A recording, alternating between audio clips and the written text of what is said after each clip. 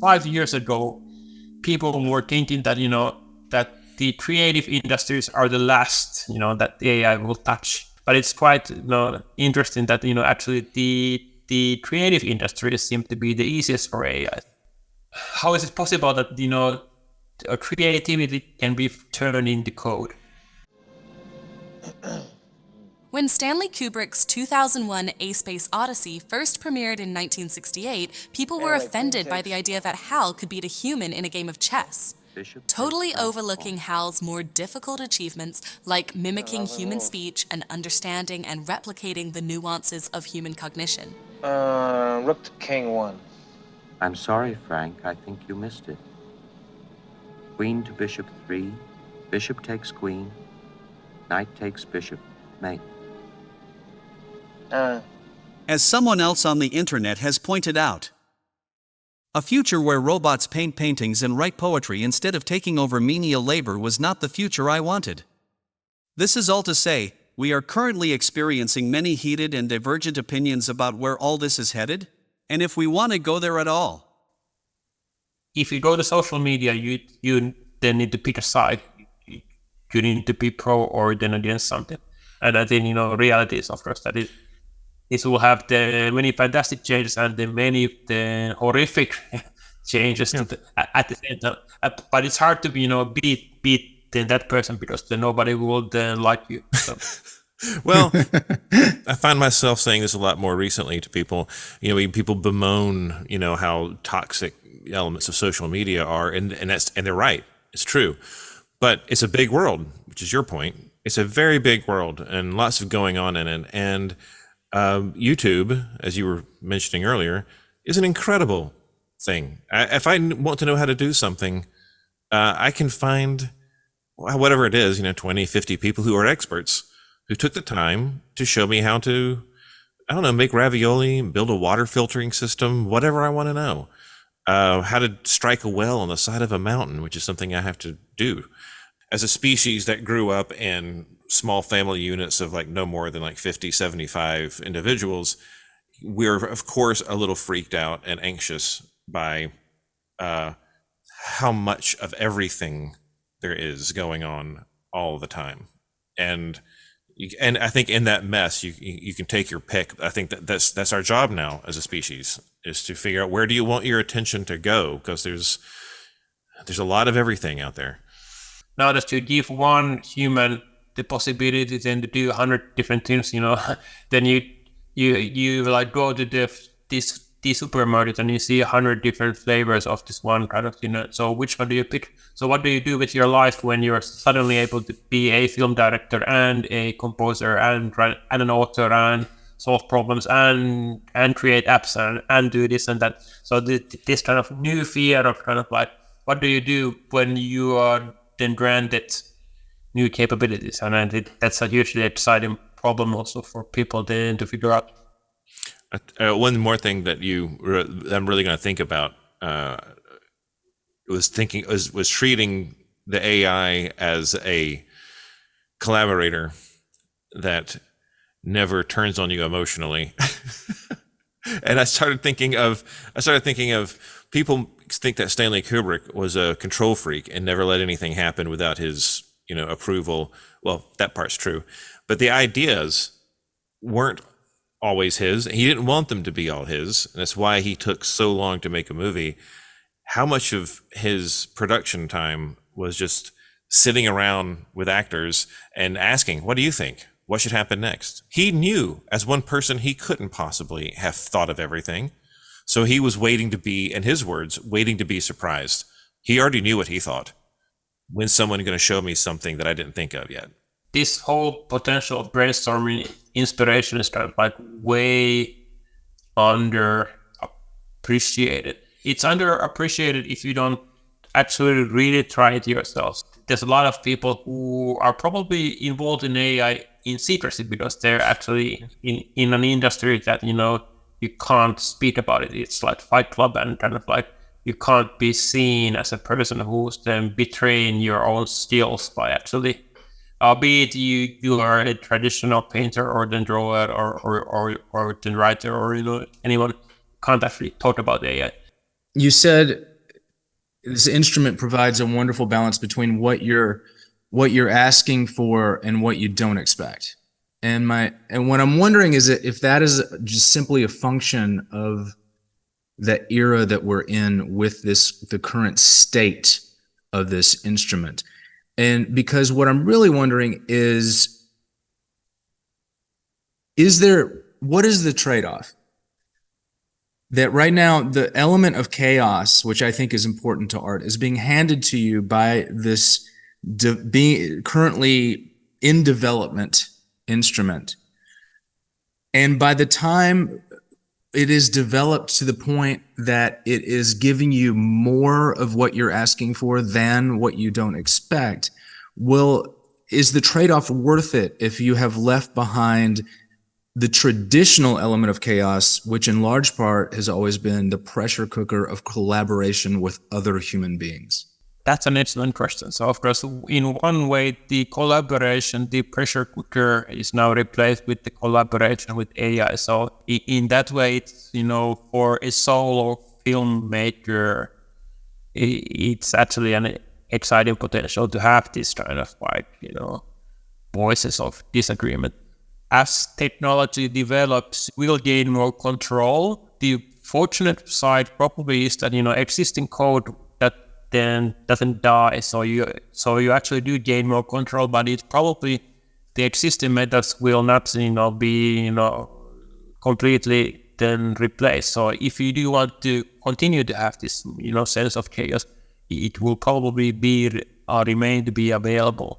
I'm probably asking this because I'm an actor and all of this scares the shit out of me, but are you losing something by not being forced to go to that location where it's raining when you didn't expect Absolutely. it? Your actress has locked herself in the trailer. You're over budget.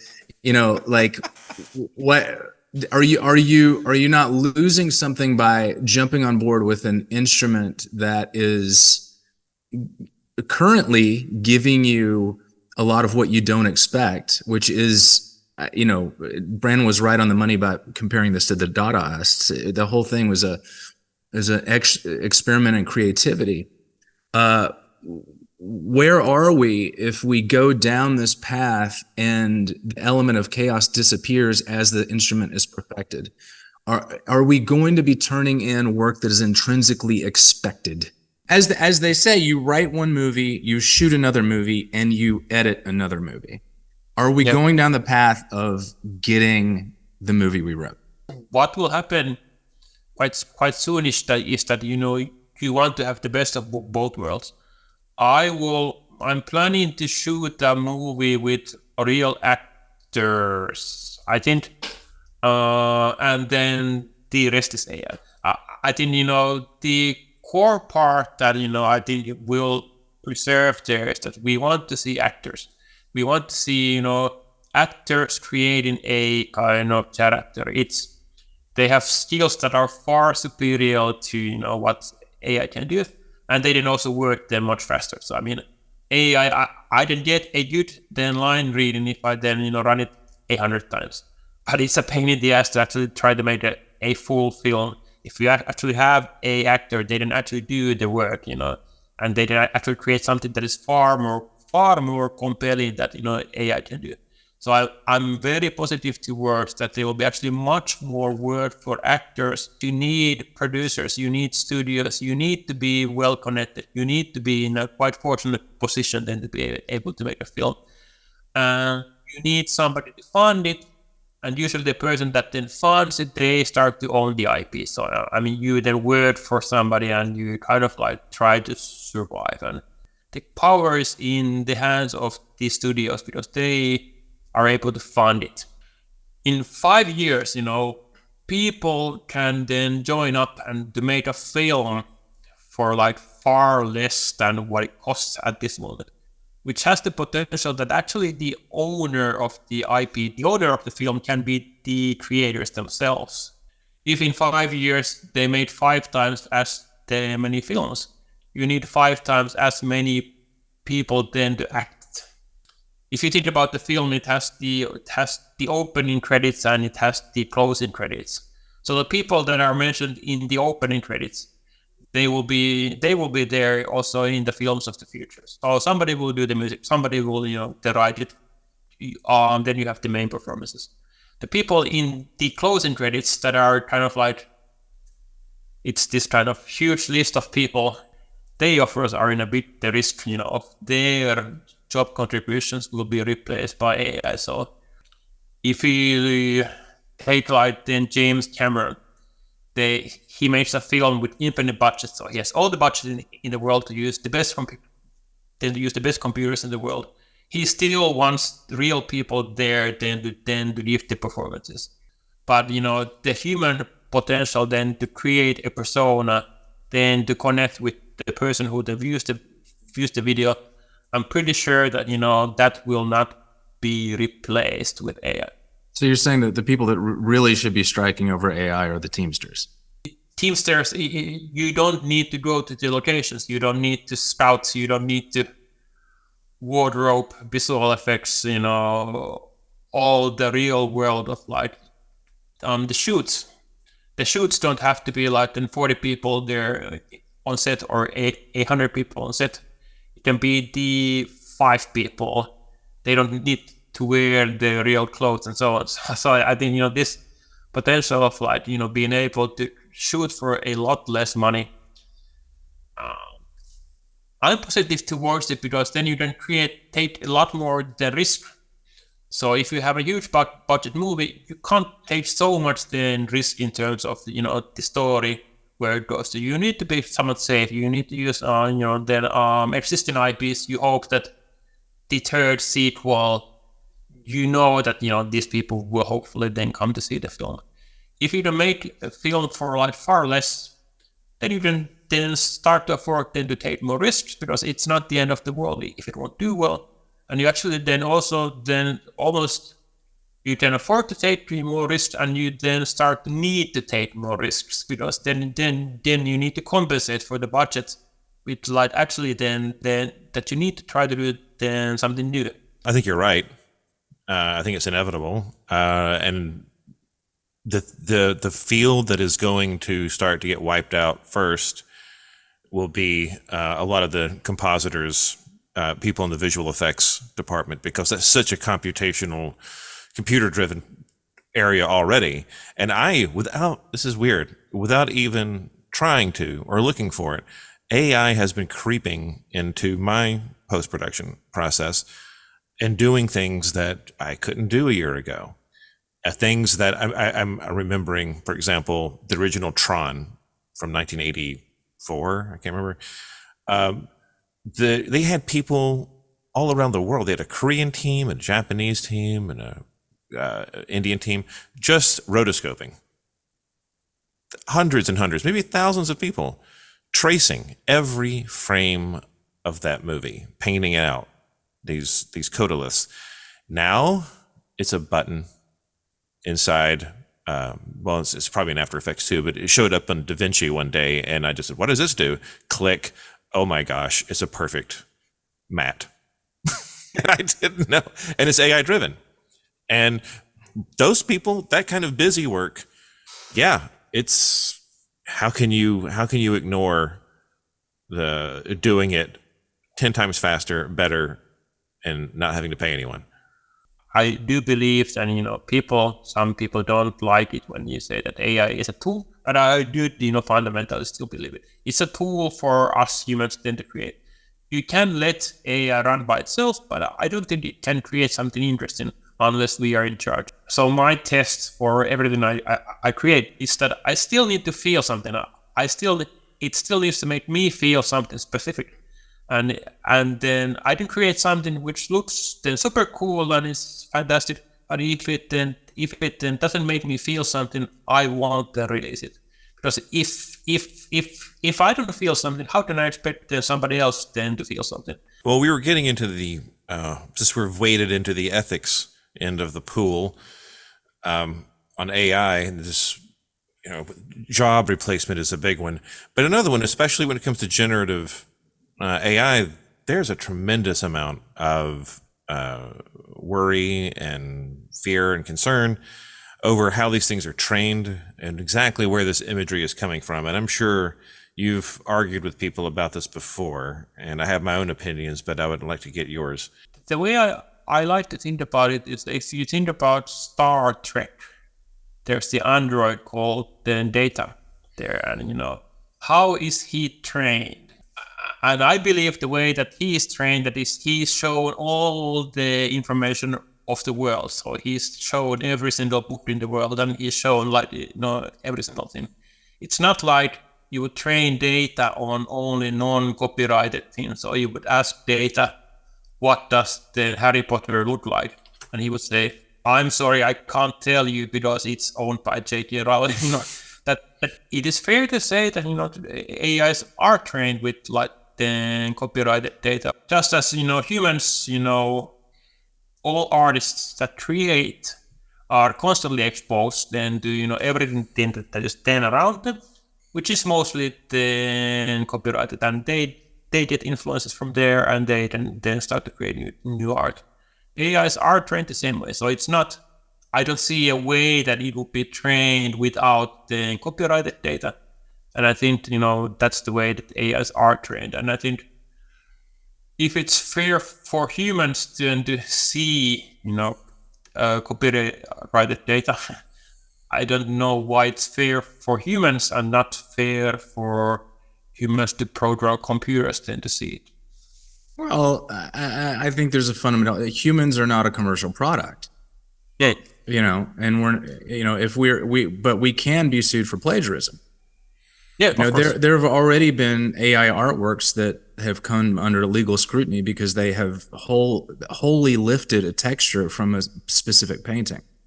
Yes, and I think that's fair, and that's exactly right. I mean, ultimately, the tools don't really matter in terms of copyright, infringement. So if I create Star Wars art and I then put it out on sale on somewhere, it makes no difference have I then created that art using a pen and pencil or Photoshop or AI tools or a camera and so on.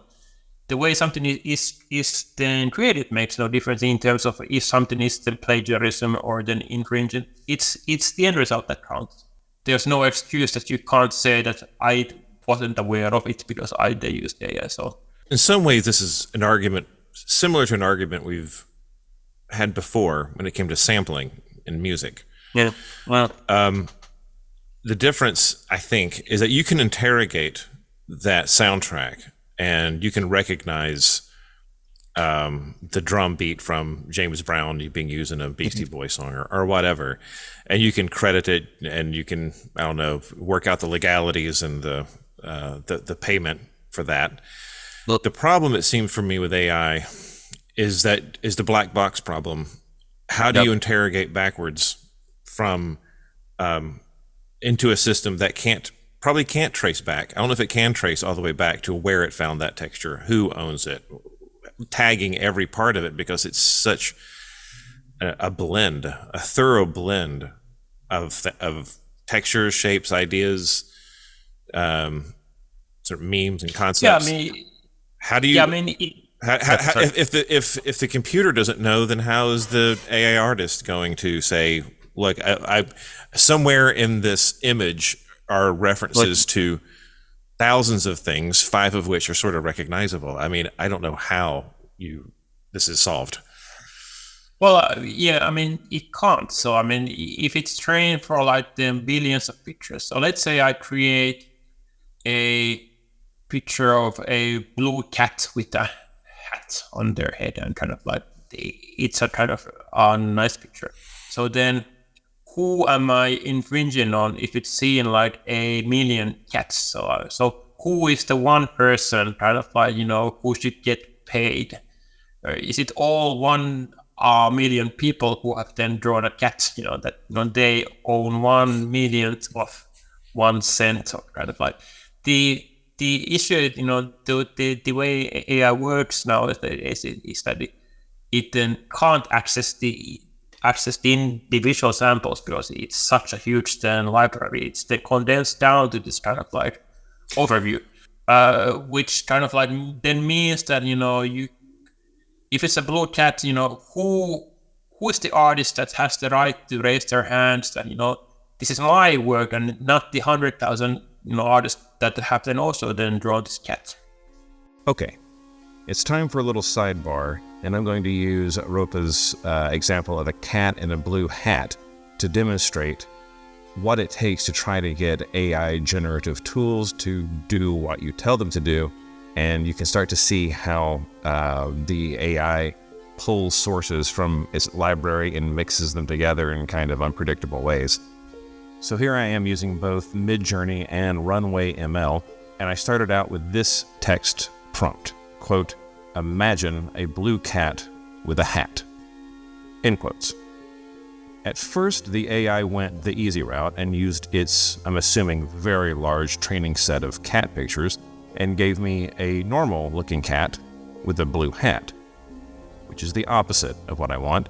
So I kept emphasizing the colorful blue fur in the prompt, but then you can see the AI is still struggling with producing a cat with an unnatural fur color, presumably because there are not a lot of blue cats in the training set. You see here, it is starting to make a few patches of blue fur. So I thought maybe the photo prompt was messing it up because there are no photos of blue cats, so prompting the AI to make a painting of a cat with blue fur, and it worked, because colors in paintings can be arbitrary. So finally, I started prompting the objects and colors with separate sentences. So the winning prompt ended up being, quote, "A photo of a blue cat with unnaturally blue colored fur, period. This cat is wearing a hat." And then the AI finally seemed to get it. Here's the question. As the AI progresses, as its library grows, as its references keep multiplying and it keeps sort of blending itself, will it become harder and harder to track down a specific image? In other words, you're not going to look at a blue cat wearing a hat and say, "Oh, okay, that part of the image is too untraceable, but that hat absolutely is from Dr. Seuss," or whatever. Or is it going to be so blended that we can't do that anymore? I'm thinking of an example this is in the early days of generative art, where someone's signature, I'm sure you know about this, the artist's signature, which is part of the background, just got repeated 1,000 times all over the background because the AI decided that was a nice shape to use. Decided. And is that less of a thing going forward? Is it going to be so blended that we can't track down where these things came from? Well, overall, in terms of what's going on with training, the amount of training data is kind of like increasing all the time. So, I mean, the more data points you have there, if you have like 10 billion pictures or like 50 billion pictures, then to start with. So the claim of this one person in the 50 billion pictures, who would be the one artist who can say that, my tree here, it's not the 100,000 other people who are also then drawing trees that look kind of similar, or the people in the past that I have then gained my inspiration from. So I am the one over. So in terms of like the music samples, you can kind of like have this one guy. So you can say that, the Daft Punk, this sample is from this CD and it's only from that CD, and then you can be sure. Even in music, if you recreate something yourself, not from samples, kind of like, I think overall the music, the copyright world is completely fucked. So, I mean, I think everything there is kind of like insane. AI will also start to be trained on synthetic data. Synthetic data is data that is being generated by AI. In other words, it's AI training itself, and it's getting further and further from the original data that contains the references to the original human-generated work. So that's one problem in trying to trace back the origins of the visual elements. Another problem with this technology is that it is changing so quickly that by the time a law is passed, its relevance may be attached to a technology that no longer is being used. And then who do you sue?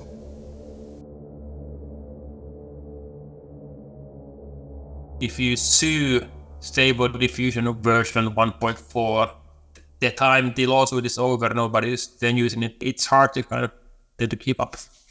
Yeah, I think the courts are going to have to decide whether or not to weigh in before that point. Yep. Because they could mandate data tracing. Of course, the issue is that when you have 100 and so many countries in the world, some person decides in some court something, if the same decision is not made in the UK, then there will be the shift and kind of like, it's quite hard to, then to control. Right. I assume my feeling is that there will be some landmark decision in deciding what is considered legally blended enough. Even though you might assume that the copyright law is clear, you still have hundreds of interesting copyright cases each year, because actually each application is actually somewhat different. So somebody then sues that I gave permission for this, but then 20 years afterwards somebody did this and then the Andy Warhol screens, the silk screen prints case was interesting. To some degree, what's old is new again. I mean, we started out the conversation talking about Dada and collage, and Andy Warhol's part of that. I mean, who owns our memories when our memories are this mass-produced, are frequently made with collage, made in industrial processes, and now we have a artistic tool that is code. Now code is. It's running every other part of our lives. Why would it not also now be the tool that artists used? And it's all part of a massive industrial process that we've started having this conversation, I think, seriously back in the days of Warhol, because no one cared that Max Ernst was gluing together pictures of, from magazines. But that was kind of the first shot of it, though. That was somebody else's art. And collage is exactly that. So now maybe it's just an issue of scale. It's an issue of scale, and it's of course an issue of like replacing kind of like our history is full of these examples where you have had traditionally a skill set that is in the hands of a few. I'm still old enough to remember we had a VHS camera in the 80s when I was kids, and we were then shooting films, and we were highly then privileged. So we were the only family I knew that had a VHS camera. So we were part of the few to be able to actually shoot. Now, of course, everyone has their phones. They can shoot the videos, and actually the people who used to be like professional video shooters, of course, now that there's like more people than able to do it. I would argue that videos are nowadays much more than creative than they were 40 years ago. You give a lot of people tools. You made it easy then to tell stories. You made it cheap, then affordable. Then actually, if you go to TikToks and YouTube, so you actually do have fantastic new people who actually have exciting stories to tell. That this potential that they actually now have the tools to be able to actually create something that they weren't able then to do before. It creates a lot of art that is not so interesting, but that's fine. I mean, that's why social media, if you go to Instagram, everyone has camera, but still you're not overflown by pictures. There are still tools, there are still the algorithms that raise up the best works and so on. So even though there's a potential to create like billions of pictures, you're still not overwhelmed by pictures. So, I mean, in the future, this will start to happen with like films. Then slowly, I mean, short movies and so on. There will be actually much more people that have now the means to actually, they have a story in their head, or they are a screenwriter. All screenwriters have a bunch of the spec scripts that nobody is the producing. So I mean, now they didn't actually get their spec scripts somewhere, so they did actually then convert it to a film. That's ultimately the most exciting part. A tool that allows anyone with an idea the ability to manifest that idea is exciting. It is an attempt our species is making to model and understand ourselves by doing what we do best, make tools and construct models. And what we are seeing is a simulation of how our brains form consciousness, which is itself such a subtle concept that no one has a great way of defining just what they mean when they say consciousness. Yeah, I think the comparison to LSD is actually it's quite accurate actually, because everybody, when they're talking about psychedelic trips, the assumption is that the perception becomes skewed, and that's actually not what's happening. Your perception is absolutely fine. What's happening is there's one very small part of the brain that acts as the conductor for the other parts of the brain to communicate for what is necessary, that goes dead. And so the brain is suddenly, there's all this crosstalk between the brains. What you're tripping on is actually reality, right? So with these tools, there's nothing wrong with the data. Data is perfectly fine. It's that the conductor at the center of it all, the current AI tool, is still not developed enough to be a highly skilled conductor. So we're getting this beautiful kind of trippy crosstalk right now. And so I think you're right. I think that people will look back on this time as being a really interesting one in terms of creativity with film specifically. We're going to look back on this time and see it as the moment when AI was moving out of its dream state. The connections are looser, and it's mostly emotions that make these things hang together into some kind of story. And as the AI is starting to figure out how things fit together, that's how consciousness forms. Mm-hmm. I feel like we're watching AI in its dream state. If we ever get to full general artificial intelligence, we will. I think we will one day.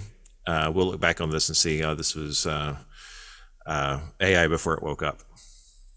Yeah, and it might be like how a baby of like 4 months old sees the world. So he sees the connections, but he sees the world, but it then doesn't understand the connection. It then doesn't understand the logic.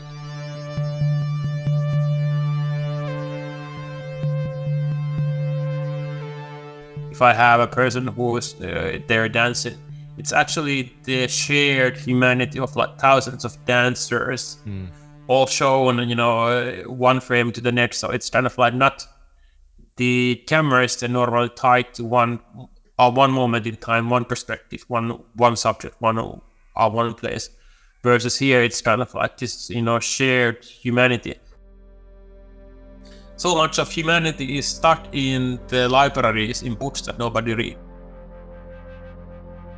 But it's now trained to AI, and it's now then brought then back to life. It brings back far more than one human can actually then possibly have in their own mind. I think it's actually quite beautiful, everyone wants to be then immortal. And it is actually one way to achieve it.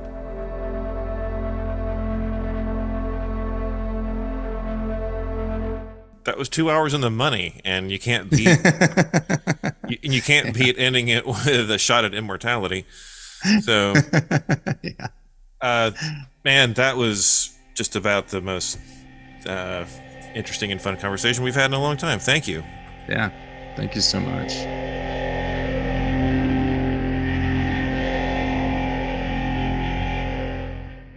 So, Roope is obviously, and for every good personal reason, pretty bullish on the future of AI filmmaking, and a lot of it I would actually agree with. I'm still a little queasy about how AI models are trained, where the information comes from.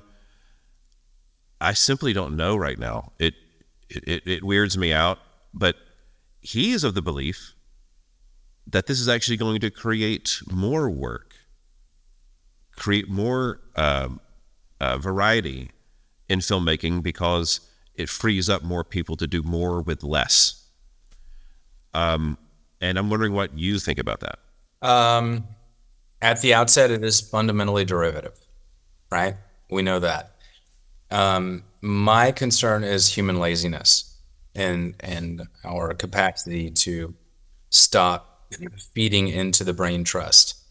If it allows us to be lazy, we will. And look, I'm a firm believer that there are no original ideas, that everything is theft, right? But this is taking that idea to an extreme, and we have to be cognizant about the fact that this is not just, we're not just passing on our previous ideas to a new generation of thinkers. We're now passing the ideas on to a generation of algorithms. And the mirror can become perfect in a way that is redundant after a while. And that does concern me. I think your point about how it feeds back to us is, I think, the most important one. Because ultimately, if AI makes a bunch of derivative stuff and nobody watches it, then who cares? That it didn't do anything to anyone, except maybe take some jobs. But the concern is, this is going to get a little heady and existential for a second, but pop culture has always been about averages. It is, up until recently, always been a wetware, biologically driven algorithm, for lack of a better word, in which human beings are relays in a system that upvotes and downvotes an idea. And we determine the resonance of that idea in real time.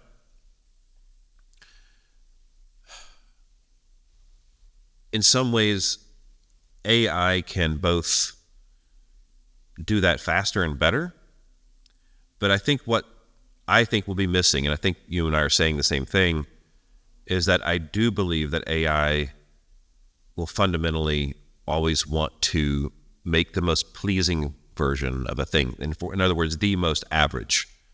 And without that challenge there, we program these things to serve us, right? I don't know how AI would ever step outside that box and do something innovative and surprising. But I do think it's going to be very good at generating more and more average pop culture direct. And I don't know, what's unwritten and unseen is that I don't know if the organic component in the system, meaning us, is going to recognize this and reject it and say, right, is going to care. Yeah, are we going to say, this doesn't feel right? This feels like this emotionally. So forget visual for a second. I mean, it's part of it, but let's just assume the visual part becomes perfected, that the emotional part falls into that uncanny valley. Would we be repulsed because there's something essentially lifelike and human? That's a great question. That is missing. We're coming upon a generation. I just read an article in the New York Times about a review of the different AI companions that you can buy on different apps, whether they be therapists or fashion consultants or friends or lovers. I mean, the Japanese are way ahead of this. They've been doing this for a while. And the question is, are we, I don't think that, I'm not sure the question is so much, will we be able to tell? The question is, will we care that there is a human that wrote this, or that there's a human on the red carpet in my industry, right? Yeah, Will we care? I'm not sure that we really know the answer to that yet. I agree. I don't think that we do. Oh God. Wait a minute. Have you been driven to prayer? Is that how bad this is? You're actually just praying now? This is like okay. I will say we could end there, but I also want to say it's sort of, I never look, honestly, I never thought I would see a day where my union would be negotiating what constitutes a writer, an actor, and a director. I never thought that I would see that. And that is where we are. That's what the most recent strike was about, is trying to get these, excuse my language, fuckers to say, okay, a writer is a human, an actor is a human, a director is a human. wow. Wow, that's so that's the first time you had to specify what an artist was. First and foremost, a human. And I don't think we got it with it. I think the writers got it. I don't think we got it as actors. Wow. Yep. Whoa. That's heavy. That's incredible, to be, I'm trying to see this as more of an historical sort of point of view, that like, it's that Chinese curse. May you live may you live in interesting times. We are. These are very interesting times, but then you realize why that's a curse. That's not a wish. Interesting times doesn't mean good. They just mean interesting. But that's certainly a very interesting time. When we are debating, so when the artist comes in, wait, what do you mean by artist? Exactly. Yeah. What do you mean by a writer? I mean, I know you're way ahead of this because you were much closer to those negotiations. I was not close at all. But so I'm going to throw something at you, and I think maybe the art director, is it art director for Picard that you had to talk with? Here is the part that is so seductive to me as a visual artist, and I don't know how, I can't put the genie back in the bottle. The time it saves me when it comes to just conceptualizing things.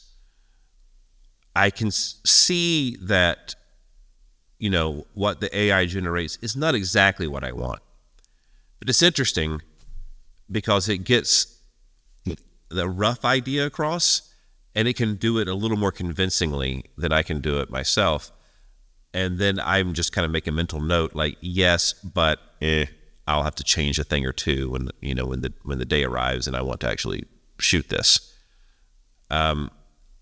I think it's an incredibly powerful tool, and in the end, I think, like any technology, that's what we're gonna have to deal with.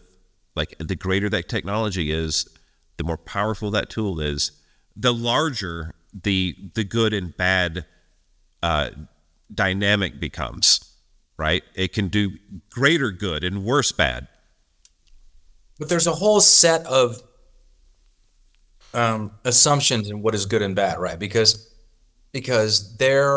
when AI imaging first started to come out in apps, there were apps that were like, they weren't that great with text based imaging, and there were others that were like immediately like, wow, those, I could put that on an album cover, or I could put that on a book cover.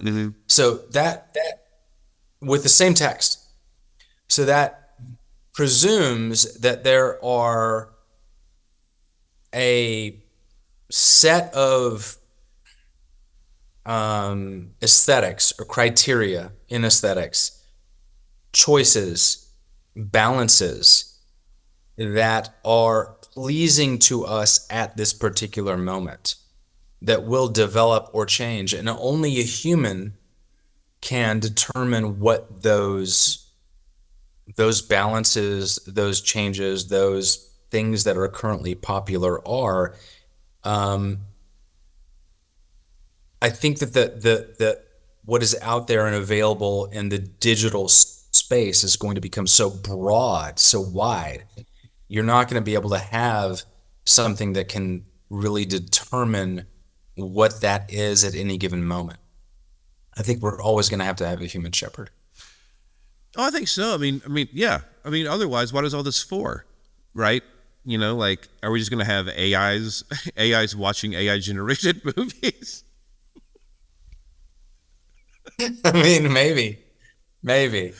Hey, Yeah. I'm gonna have to tap myself in the back here because, like, sorry, the expression is pat myself in the back. 2 decades ago, I wrote a little paper for a class in film school that in the future, humans would be the only organic component of a home entertainment system, and that's kind of what we're heading into. Yeah. Is like. Yeah. The computers make everything, and we just kind of sit there and go, thumbs up, nah. Yeah. You know, it's no, and I did see it. we're already doing it because, like, the AI will, like, whenever I play with Midjourney or Runway ML or any of the other tools, you generate a thing, Yeah. it generates the image for you, and it gives you a little sliding scale on the bottom of the frame that says, did you like this? Did we Right. get it? Is this what you're talking about? Right. And you're like, nah. I think it's Ray Kurzweil who came up with the idea of a singularity. Yeah. Which is the point of time where, AI, whatever you want to call it, computer development goes beyond our ability to control it. So he's suggested somewhere in the 2040s. That is somewhere around the time that people are starting to predict that AIs will begin to develop better AIs. Yeah. Yeah. I mean, well, Roope's already. That doesn't scare you. Well, we're already talking about this. I mean, Roope talked about it. That's what synthetic data is, and it's the way, that they're going to sidestep copyright and IP and laws and all that. Is to say, like, oh, we're not scraping the internet anymore. The AI is off having a weird, like, visual quest field trip, and it's just making shit up now. Like, based on what? Like, I guess it's the same with all of us, on everything it's ever seen. And that becomes the new data. I've never felt more out of water, more lost than when it comes to this subject, because I am simultaneously excited and find a lot of it very useful, and also pretty terrified because I can see exactly how this could go super, super wrong and be very bad for us. But I tend to be an optimist, so I'm not overly pessimistic about this. I think this is another tool that right now we're freaked out about. This is like the Jacquard loom back in, like, the early 1700s, and people were smashing wooden looms because those were basically our first computers that could take away the jobs of textile workers. And understandably, people were afraid. And it turns out those people were justified. Right. Sure. Late industrial revolution, people thought that automation is going to take over the entire middle class, and we were going to end up with mass starvation in the United States, which that did not turn out to happen. But that didn't happen. But what did happen is that it put us humans into their time scale, their time frame, and we had to become more machine-like in order to live in a world full of machines. Okay. Mic drop. I can't drop my mic. It's attached to a thing. Okay.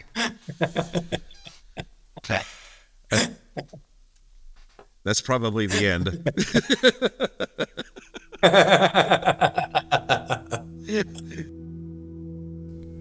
The Well is written, produced, and edited by Anson Mount and Brandon Edgens. Theme music written and performed by Jonathan Myberg, with additional music by Brandon Edgens. Special thanks to Roope Rainisto for chatting with us from Finland and for donating the work that appears in this episode. Until next time, have a good time.